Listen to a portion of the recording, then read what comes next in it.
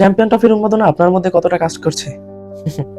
হয়তোবা আমরা বাঙালি দেখেই আমাদের ভিতরে চ্যাম্পিয়ন ট্রফির উন্মাদনা বা আইসিসির যে কোনো ইভেন্টে বাংলাদেশ যদি থাকে, সেক্ষেত্রে আমাদের উন্মাদনাটা একটু অনেকের চেয়ে বেশি। গতকালকে চ্যাম্পিয়ন ট্রফির জার্সি উন্মোচন হয়েছে, সেক্ষেত্রে অনেকেরই দ্বিমত রয়েছে। কেউ বলছে জার্সি অসাধারণ হয়েছে, খুবই সুন্দর হয়েছে, আবার কেউ বলতেছে বস্তা বস্তা ডিজাইন করা হয়েছে। যার যেমন রুচি তার কাছে তেমন লেগেছে।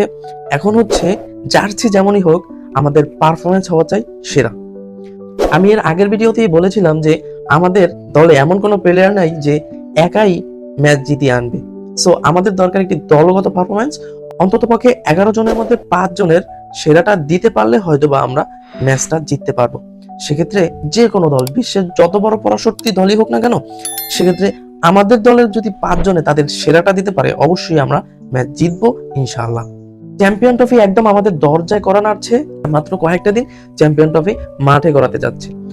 আজকে বাংলাদেশ দলের একটি প্রস্তুতি ম্যাচ রয়েছে পাকিস্তান সায়েন্স অথবা এই দলের বিপক্ষে। সেক্ষেত্রে সকল আলোচনা এই ম্যাচ ঘিরে হচ্ছে যে এই ম্যাচ থেকেই টপ 11 অর্থাৎ আমাদের চ্যাম্পিয়ন ট্রফির মূল একাদশে কারা কারা থাকবে। সেক্ষেত্রে অনেকের জায়গাটাই নিশ্চিত, শুধুমাত্র একটা জায়গায় দ্বিধাদ্বন্দ্ব চলতেছে, সেটা হচ্ছে তাহিদ হৃদয় নাকি জাকির আলী অনিক। আপনাকে যদি এই দুটো অপশন দেওয়া হয় যে আপনি যে কোনো একজনকে বেছে নিতে পারবেন, তাহিদ হৃদয় অথবা জাকির আলী অনিক, সেক্ষেত্রে আমি আপাতত জাকির আলী অনিককে বেছে নেব।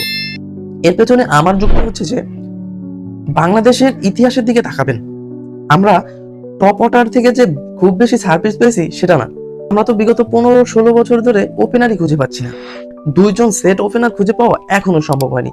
আমরা নতুন নতুন ম্যাচে নতুন নতুন ওপেনার দিয়ে শুরু করছি, বিভিন্নভাবে এখনো পরীক্ষা নিরীক্ষা চালাচ্ছি ওপেনার খোঁজার জন্য। আমাদের পঞ্চপাণ্ডব যাদেরকে বলা হয়, তাদের মধ্যে শুধুমাত্র একজন ওপেনিং ব্যাটার ছিলেন, তামিম ইকবাল। তাছাড়া কিন্তু বাকি সবাই মিডল অর্ডার অথবা lower middle order. So Zakir Ali অনেক হচ্ছে একজন ফিনিশার বা লোয়ার মিডল অর্ডারও বলা যায়।